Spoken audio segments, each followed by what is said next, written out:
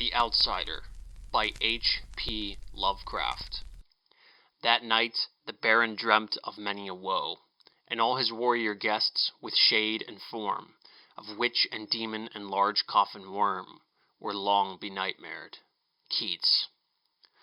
Unhappy is he to whom the memories of childhood bring only fear and sadness.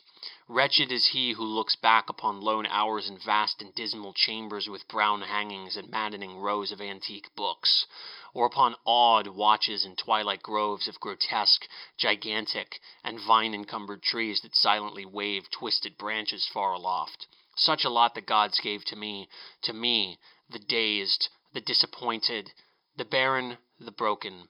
And yet I am strangely content and cling desperately to those sear memories when my mind momentarily threatens to reach beyond to the other. I know not where I was born, save that the castle was infinitely old and infinitely horrible, full of dark passages and having high ceilings where the eye could find only cobwebs and shadows. The stones in the crumbling corridors seemed always hideously damp, and there was an accursed smell everywhere, as of the piled-up corpses of dead generations. It was never light, so that I used sometimes to light candles and gaze steadily at them for relief. Nor was there any sun outdoors, since the terrible trees grew high above the topmost accessible tower. There was one black tower which reached above the trees into the unknown outer sky, but that was partly ruined and could not be ascended save by a well-nigh impossible climb up the sheer wall, stone by stone. I must have lived years in this place, but I cannot measure the time. Beings must have cared for my needs. Yet I cannot recall any person except myself, or anything alive but the noiseless rats and bats and spiders. I think that whoever nursed me must have been shockingly aged, since my first conception of a living person was that of something mockingly like myself, yet distorted, shriveled, and decaying like the castle. To me there was nothing grotesque in the bones and skeletons that strewed some of the stone crypts deep down among the foundations. I fantastically associated these things with everyday events, and thought them more natural than the colored pictures of living beings, which I found in many of the moldy books. From such books I learned all that I know. No teacher urged or guided me, and I do not recall hearing any human voice in all those years, not even my own. For although I had read of speech, I had never thought to try to speak aloud. My aspect was a matter equally unthought of, for there were no mirrors in the castle, and I merely regarded myself, by instinct, as akin to the youthful figures I saw drawn and painted in the books. I felt conscious of youth because I remembered so little. Outside across the putrid moat and under the dark mute trees I would often lie and dream for hours about what I read in the books. I would longingly picture myself amidst gay crowds in the sunny world beyond the endless forest. Once I tried to escape from the forest, but as I went farther from the castle the shade grew denser and the air more filled with brooding fear, so that I ran frantically back lest I lose my way in a labyrinth of nighted silence. So through endless twilights I dreamed and waited, though I knew not what I waited for. Then, in the shadowy solitude, my longing for light grew so frantic that I could rest no more, and I lifted entreating hands to the single black ruined tower that reached above the forest into the unknown outer sky. And at last I resolved to scale that tower, fall though I might, since it were better to glimpse the sky and perish than to live without ever beholding day. In the dank twilight I climbed the worn and aged stone stairs till I reached the level where they ceased, and thereafter clung perilously to small footholds leading upward. Ghastly and terrible was that dead, stareless cylinder of rock, black, ruined, and deserted, and sinister, with startled bats whose wings made no noise. But more ghastly and terrible still was the slowness of my progress, for climb as I might, the darkness overhead grew no thinner, and a new chill, as of haunted and venerable mold, assailed me. I shivered as I wondered why I did not reach the light, and would have looked down had I dared. I fancied that night had come suddenly upon me, and vainly groped with one free hand for a window embrasure, that I might peer out and above, and try to judge the height I had attained.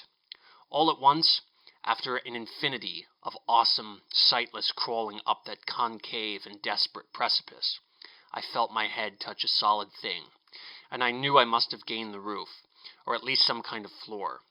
In the darkness, I raised my free hand and tested the barrier, finding it stone and immovable.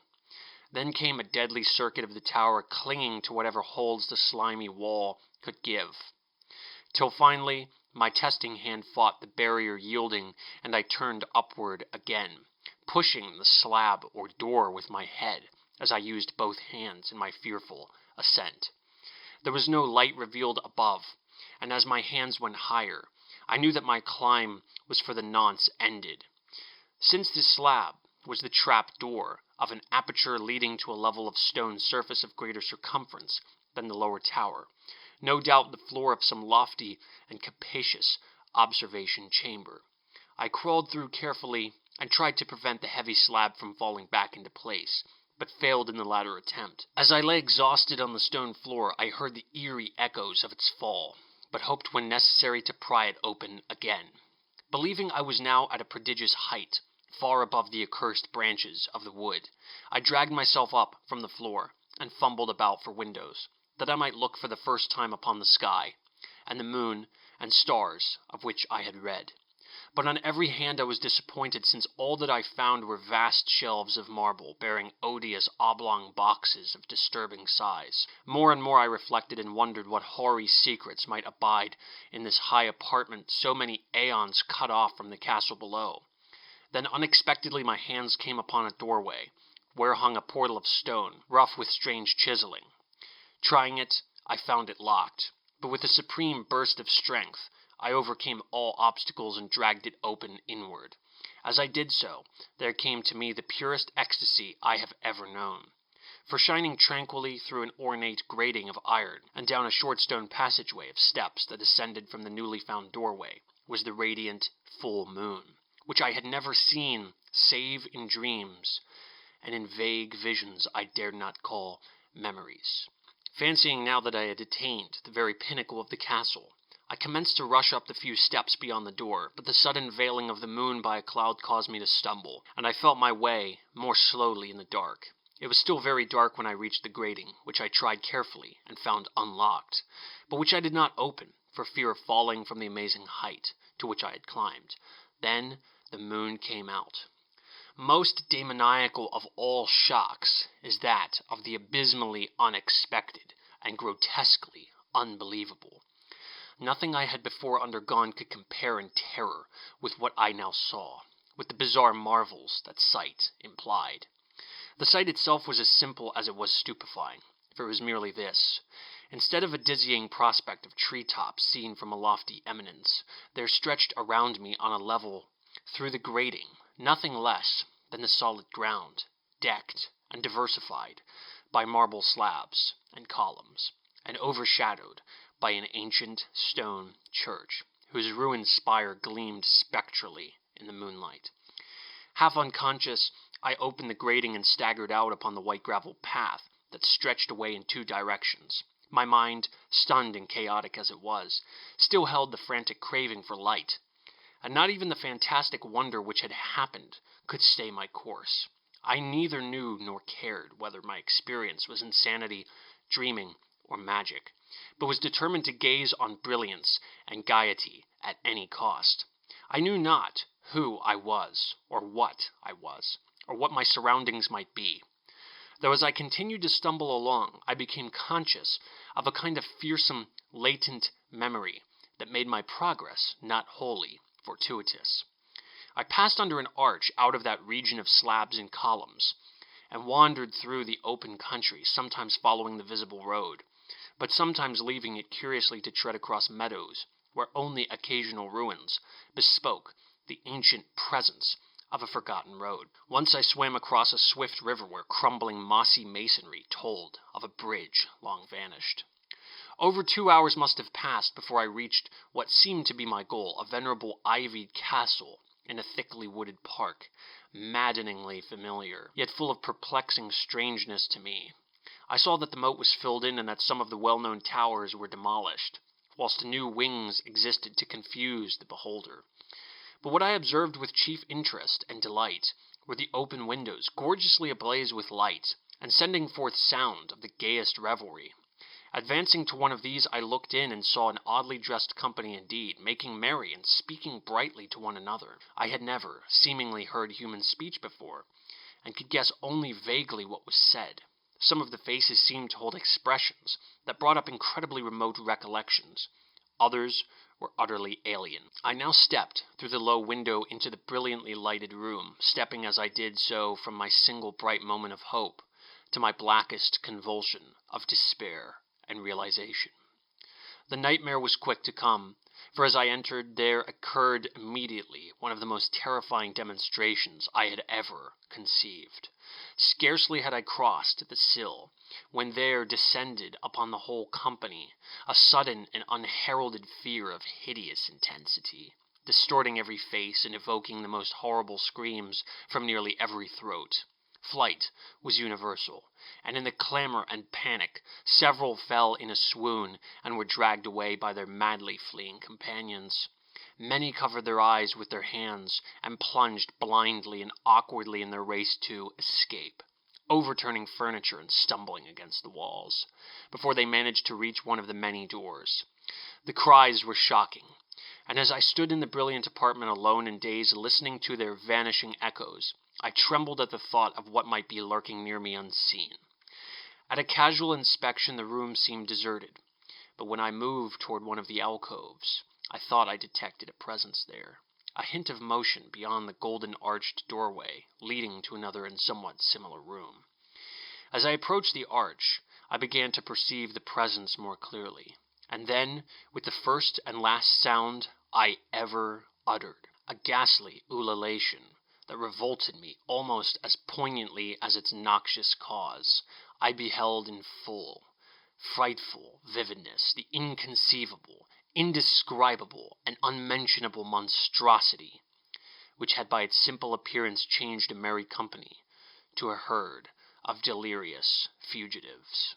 I cannot even hint what it was like, for it was a compound of all that is unclean, uncanny, unwelcome, abnormal, and detestable.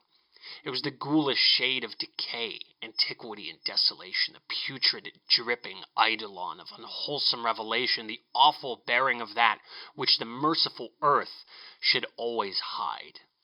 God knows it was not of this world, or no longer of this world, yet to my horror I saw in its eaten away and bone-revealing outlines a leering, abhorrent travesty on the human shape, and in its mouldy, disintegrating apparel an unspeakable quality that chilled me even more. I was almost paralyzed, but not too much so to make a feeble effort toward flight, a backward stumble which failed to break the spell in which the nameless, voiceless monster held me, my eyes bewitched by the glassy orbs which stared loathsomely into them, refused to close.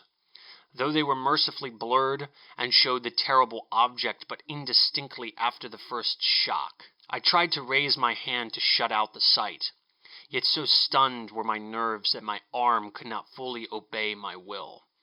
The attempt, however, was enough to disturb my balance, so that I had to stagger forward several steps to avoid falling. As I did so, I became suddenly and agonizingly aware of the nearness of the carrion thing, whose hideous hollow breathing I half fancied I could hear.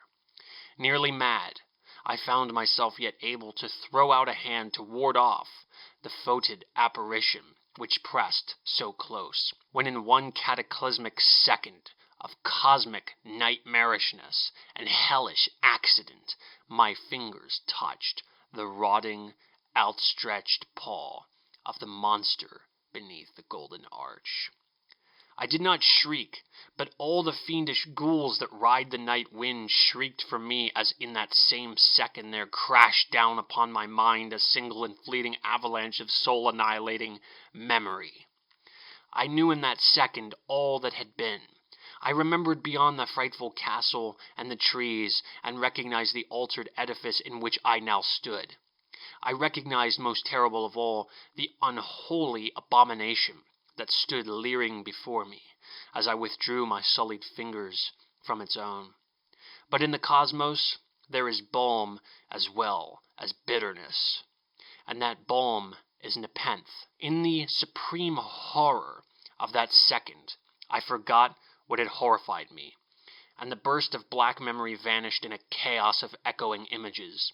In a dream, I fled from that haunted and accursed pile, and ran swiftly and silently in the moonlight. When I returned to the churchyard place of marble and went down the steps, I found the stone trap door immovable. But I was not sorry, for I had hated the antique castle and the trees. Now I ride with the mocking and friendly ghouls on the night wind, and play by day among the catacombs of Nefren-Ka in the sealed and unknown valley of Hadath by the Nile. I know that light is not for me, save that of the moon over the rock tombs of Neb, nor any gaiety save the unnamed feasts of Nitocris beneath the Great Pyramid. Yet in my new wildness and freedom, I almost welcome the bitterness of alienage. For although nepenthe has calmed me, I know always that I am an outsider, a stranger in this century, and among those who are still men. This I have known ever since I stretched out my fingers to the abomination within that gilded frame. This I have known ever since I stretched out my fingers to the abomination within that great gilded frame, stretched out my fingers and touched a cold and unyielding surface of polished glass.